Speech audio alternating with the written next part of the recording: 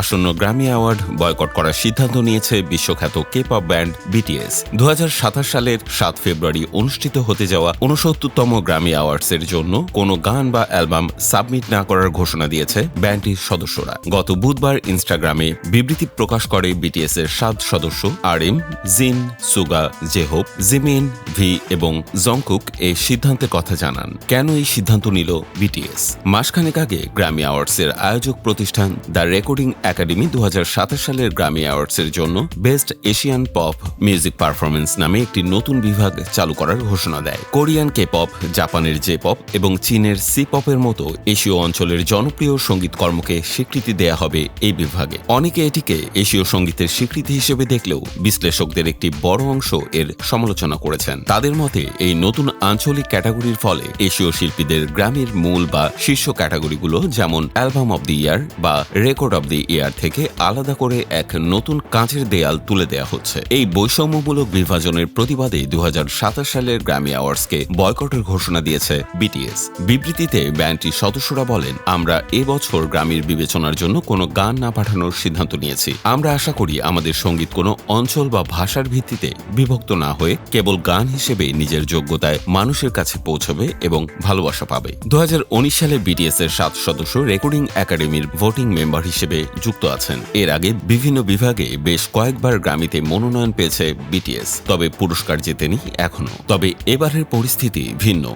এবছরের মার্চে প্রকাশ পাওয়া বিটিএস এর নতুন অ্যালবাম আরিরাং বিশ্বজুড়ে অভাবনীয় সাফল্য পায় এবং মার্কিন বিলবোর্ড চার্টের শীর্ষে জায়গা করে নেয়। ফলে 2027 সালের গ্র্যামিতে তাদের প্রথম ট্রফি জয়ের প্রবল সম্ভাবনা দেখছিলেন সঙ্গীতবোদ্ধারা। তবে ট্রফি জয়ের সেই উজ্জ্বল সম্ভাবনার মুখে দাঁড়িয়েও গ্র্যামির এই বিভাজনমূলক নীতির বিরুদ্ধে বিটিএস এর এমন সাহসী অবস্থান বিশ্ব সঙ্গীত অঙ্গনে এক নতুন আলোচনার জন্ম দিয়েছে।